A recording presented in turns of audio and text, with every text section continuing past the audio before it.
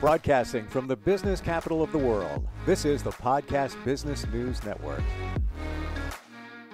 Yeah, there are times in our lives where we come across some challenges, sometimes some very formidable challenges where you wonder, how am I going to go on? How am I going to move forward with this situation? I didn't expect this adversity in my life, but I got to come up with a solution, a plan, and sometimes we can deal, sometimes we have some challenges when you find yourself not being able to easily deal with a situation, then this guy is the one you call, and he's an amazing psychologist, and he's back with us, Dr. Roger Lavine, talking about adversity today. Roger, welcome back. How are you? I'm well. How are you, Steve? Good, good. It's good to have you here. I think even before we begin, how would you define adversity? Well, I think obviously for different people, adversity takes on a different purpose. But most people who come to me will have like a major thing happen in their life. Maybe I had the person who had a little surgery on his knee, got infected, had a heart attack, put him into a coma for a couple of weeks, and they didn't think he was going to make it. They pulled the plug, and he wakes up, and now he has brain damage to live with.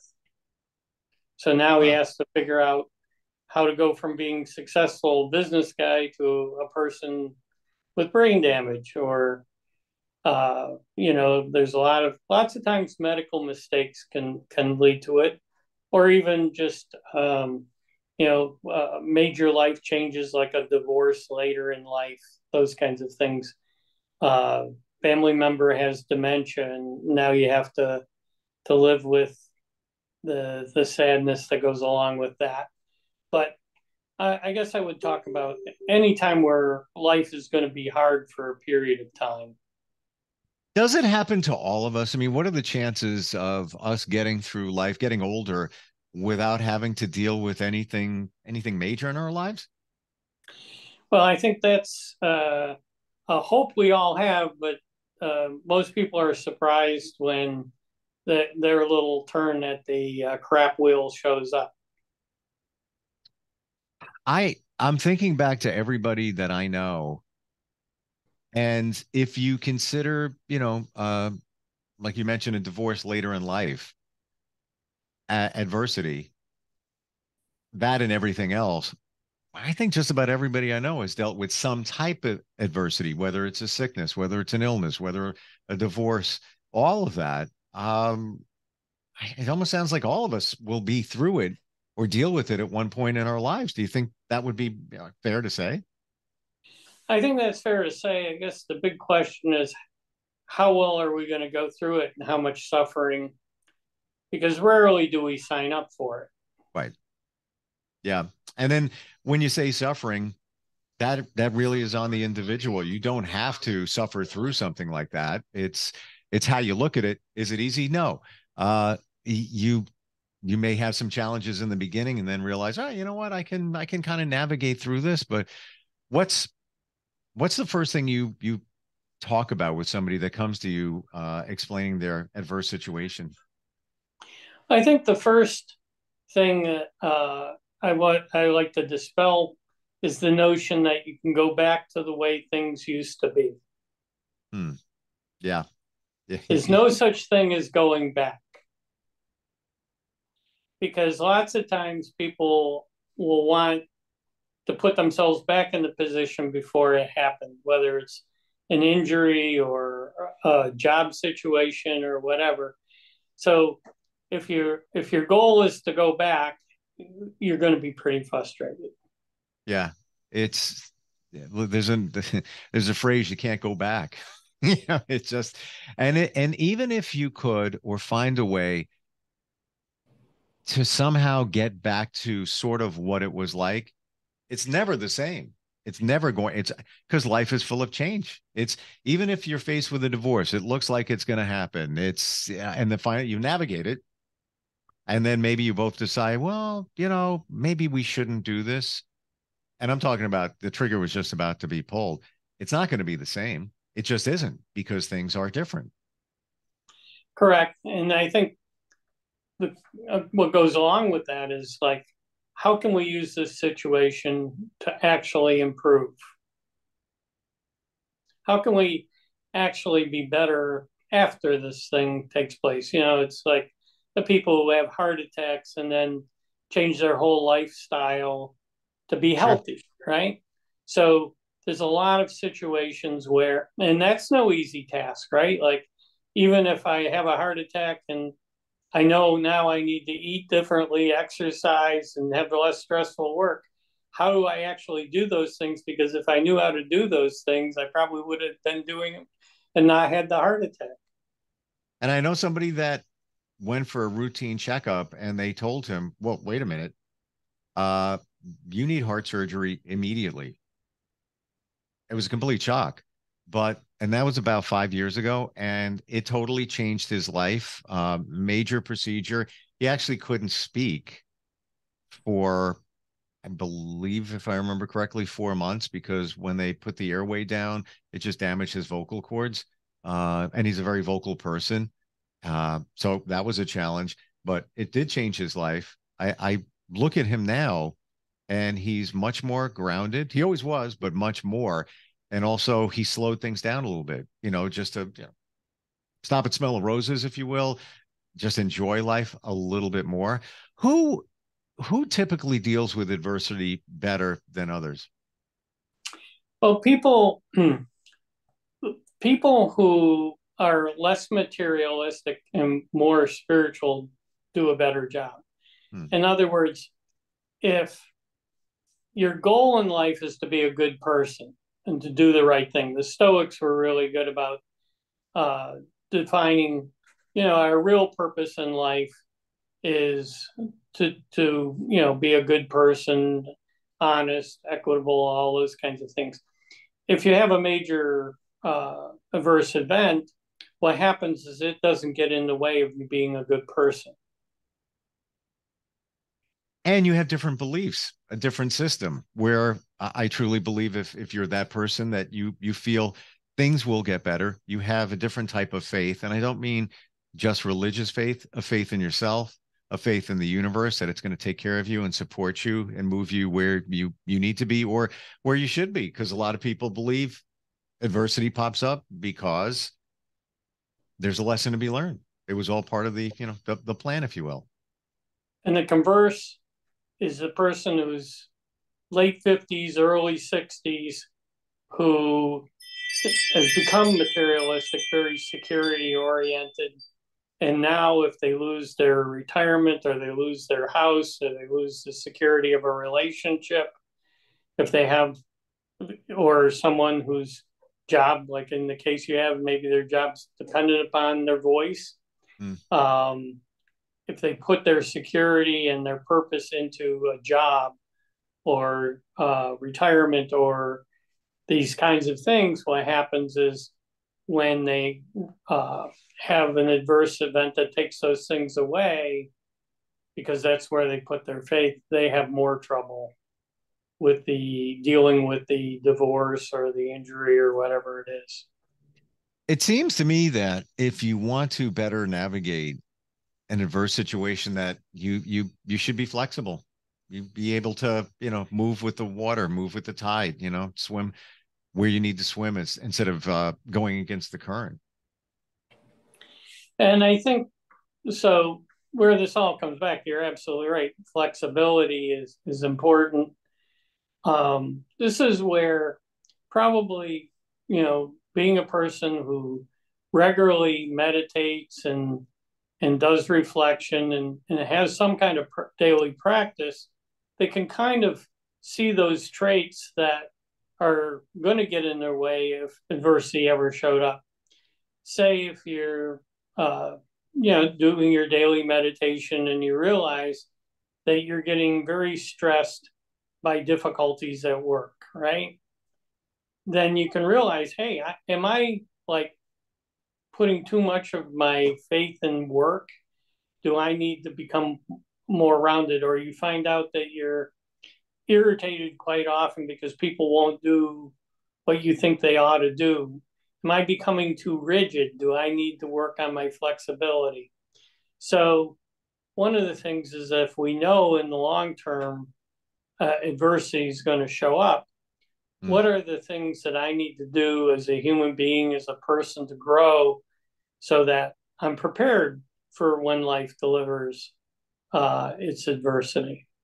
Well, I guess it goes back to, what I believe we spoke about in the past regarding anxiety and depression. You can only control what you can control. And if you allow people are going to be people, they're going to do whatever they're going to do. You can't you can't control them, but you can control how you react to it. So don't let them take away your power. And I think that's maybe part of the adversity. If you factor that out, you'll be able to navigate it a little bit better. Yes, but you have to do it, of course. It's better to do it beforehand, right? If you're working on your personal development and you realize that maybe you're too controlling or you're not flexible or you're not good at letting things go, right? Work on those things before the adversity. Now, I have people, of course, who show up and have trouble dealing with the adversity, but now they got to spend some time developing new personality traits, new ways of being to be able to handle this adversity. And the problem with that is what happens is if you don't have the skill to meet a challenge, then eventually you're going to be stressed and you're going to end up in depression. So one of the reasons why do a lot of people who have adversity end up with depression is because they didn't have the skills to handle the adversity when it hit. Would it be safe to think that, okay, you're going to come up with a challenge one day, so you may as well start changing your life, reframing the way you think, all of that now in anticipation of it's a better life in general, but that something's going to pop up at some point. I think this is the most practical side of it, right? One of the issues with our society is that in general, the majority of people have rejected religion. And that's because of the dogma that comes with religion, some of the self-righteousness. And there's some very valid reasons to reject religion, but it's the infamous throwing the baby out with the bathwater when we don't have any religious practice in our life, right? Then what we're missing is all religions come with a philosophy for life, and part of that philosophy is how to handle adversity. Also, religions come with rituals that help strengthen us mentally and emotionally. So if we just reject religion and we don't put anything in its place, then we're without a set of tools to handle adversity and for emotional regulation because we don't have both the philosophy and the ritual that religion gives us. I believe a lot of people like you said, shy away from it, but we're not really just talking about religion. We're talking about the spiritual part of it. And you don't even have to pray to a god. It could be the universe. There's all different ways to look at it. But I do agree with you, and I'm not here to push any type of religion, but that spiritual thing, and even comes into your own spiritual situation. Well, we're all spiritual in the sense that we have a set of values, right? Yeah. I don't have to have a religion to have a set of values. And we have a set of beliefs. And the fundamental thing with anxiety is the belief I'm not going to be okay. So whether we have a religion or not, we're still spiritual beings. So now the question comes in, if we have a spiritual part of ourselves or a life force and energy, how are we going to grow that or discipline that just like we would our body or our mental capabilities, right? So if we're missing any kind of spiritual practice, that's when we don't have the tools for adversity. It's it's challenging realizing that. But when you do realize it, it makes life a lot better. Well, I think pretty much for all of recorded time, man has struggled with this issue that people without a spiritual practice of some kind become materialistic and they become disappointed. We can look at any kind of philosophy, any kind of history, any kind of literature, and see that man's repeated that Yeah. story time and time again. And that ultimately, at some point in our lives, we realize we are spiritual beings, and that's the part we need to grow. And yeah, it's been said a ton of times. Money isn't everything. And that, I think, is in line with that, because you could be materialistic, have all of this abundance, but a lack of relationships, love, all of that in your life. And what's the point of having all that money?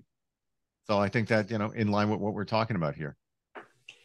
My definition of spirituality is really as simple as connection. I think ultimately, all of positive emotion is when we're connected. And so the more connected we are to nature, to the universe, to other people, the more spiritual healthy we are. Versus mental illness is just the opposite. It's isolation and disconnection. So if we're sitting alone in a mansion, worried about keeping the mansion and our bank accounts full, we're probably not in a good space. There you go. But if I'm sitting on a rock next to the ocean in awe at nature and appreciating what a great day it is, and the fact that it didn't cost me a penny to sit on that rock, I'm probably in a good space. Yeah.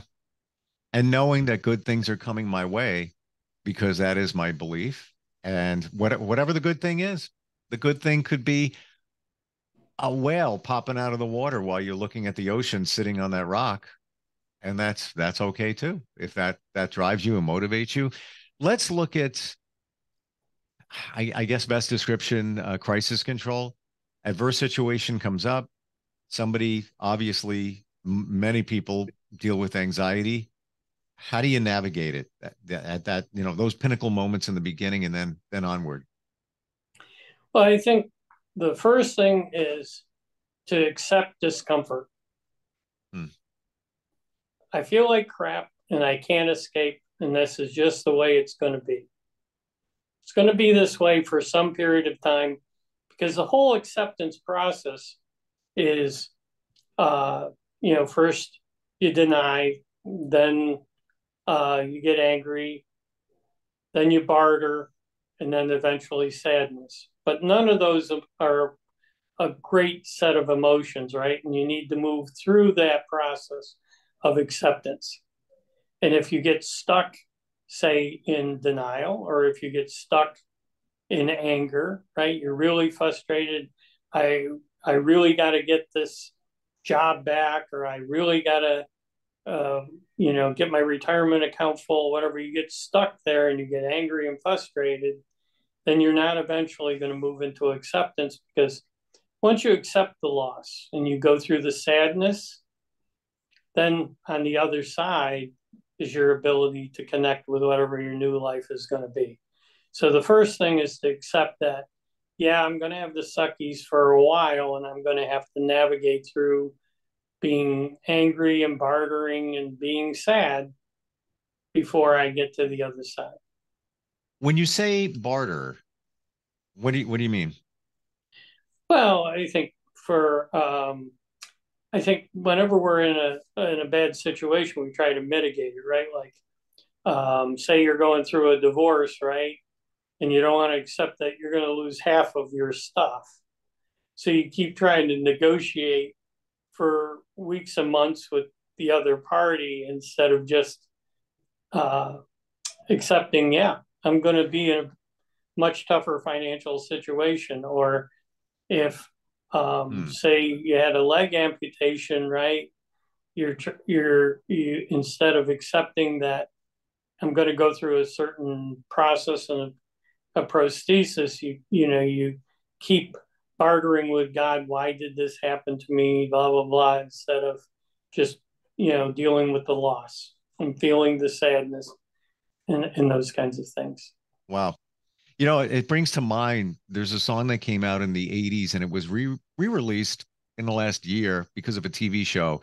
Uh, it's Running Up the Hill by Kate Bush. And there's a line in there when you talked about barter. I just brought it up here. And it's a religious reference of sorts. And she says, and if I only could, I'd make a deal with God. I'd get him to swap our places, be running up that road, be running up that hill, be running up that building. Say, if I only could. So basically, she knows somebody's hurting and she's trying to trade places with them, but trying to make a deal. and that's what I first thought of when you had said that. At that whole situation, even what you said, even the divorce situation, even in your mind, if I don't have to give up this, I'll do anything for that. We do that thinking that will make a difference. But, in the divorce side, you could do whatever. If the two parties aren't playing nice, the law is the law. So, and that goes back to what I said before, where you can't control the other person. You just have to accept it. It sucks. It is what it is, but we have to accept it. Yeah, so the whole thing is you start with acceptance, right? Because you can only move forward from exactly where you are. And if in the case of a divorce, you're losing half of your acquired wealth, well, then start out with a half and start making some more if you need it, right? Instead of worrying about the half that's already gone. So, in whatever those situations are, whether you've lost a job or if you have a person who has, dementia now in the house, then you have to go through the feelings of accepting that loss, be exactly where you are so that you then can start the process of moving forward. Because you can't move forward until you accept exactly where you are. Couple of minutes left in that situation, in the acceptance. There's going to be pain moving forward. What are some of the things that we go through? Adversity hits, there is acceptance, there is maybe sadness that it's not the way it was. There's a bunch of different emotions. Is it reasonable for us to go through all of those to move forward? You'll go through all those, and at the other side, you'll find all the parts of you that you haven't allowed to be expressed, and you'll become a much bigger person and a much better person because you'll find those things that you hadn't allowed to come forward and that you wouldn't have on your own volition, right? But we always come out richer, stronger, and more well-rounded once we go through that adversity. It's and I one last thing before we go, I think the key is to remember we don't know. We tend to pass the judgment that whatever happened to us is bad, but we don't know. We don't know what the whole story is going to be, how it'll help somebody else, how it'll change our life. So one of the things, whenever you're in your mind and you're saying, "Oh, I wish this has never happened to me," or "Isn't this terrible," or whatever, that we're making it worse with those kinds of thoughts, just remind yourself you don't know. This could be the best thing that ever happened to you. It sounds you're very logical, and that's how you're wired as a psychologist. Do you believe that things happen for a reason? I believe that, and this is a little different take on, I believe the universe has put in front of us everything we need to have a great life. And that when something happens, that all that prayer and work that we do to get connected to the higher power just opens up the door to what's already there. I believe the same. I don't believe that there's necessarily a Santa Claus God that answers our prayers directly, but I do believe that there is a universe that's put everything we need there, We just have to get connected to that energy to find it. Totally agree with you. It's the universe is there to support you, and you need to allow it to support you. But, you also sometimes you need the keys to open the door to parts of the universe. And that is, coming with that, everything that we talked about today. And all of this coming from you, who years ago dealt with adversity, with a major accident that's, as you spoke, set you back a lot, but you move forward with all of that. Would you have done anything different in that situation? I think the only thing different is I learned that I have a very compulsive personality, and not every time that I've been compulsive, I've been hurt. But whenever I've been hurt, it was because I was being driven compulsively. So the big thing I learned out of that was don't be compulsive, even if it's for something that's rewarding like work or something, other activity. So the big thing I did change out of my experience is that when I'm being driven and acting compulsively, no matter what the reason, I've accepted that that's a weakness that I have, where I'll get injured if I don't respect it. Yep. Tap the brakes, I guess. Exactly. That's a little bit there. Wow. Roger, great talk today, and so relatable. And, I have to say, we're all going to most of us, and I mean, most of us are going to deal with adversity in our life. The question is, how are we going to deal with it? And if you need some help in dealing with it, you are available. If somebody's going through something, need some support, how do we find you? At drlavine.com, DoctorLavine.com. Awesome. Thank you so much for being here today, Roger. Have a great day. You too. Are you looking for even more of the podcasts and hosts that you love? The Podcast Business News Network is proud to announce that you now have even more ways to listen live. Check out the MyTuner Radio, online radio box, and Simple Radio apps on iOS and Android, or find us online. Search for Business News Network on mytuner-radio.com, or search Podcast Business News Network on streama.com and onlineradiobox.com/US. Take your podcast on the go and don't miss a minute of the action.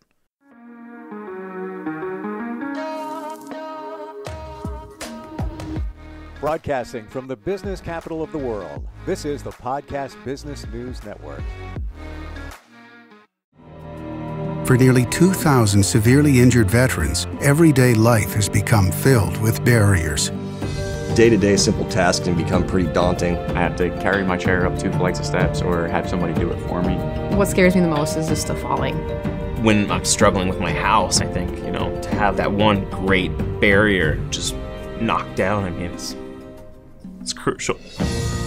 Home for Our Troops is a wonderful nonprofit that builds a mortgage-free, fully adaptive, handicap-accessible house. And there's no catch. It'll be our very first home that we've ever owned. This is a game changer. This is where your life begins again. We need you to join us in completing this important mission. Please visit hfotusa.org and help build homes and rebuild lives. Because of you, everything's going to be okay.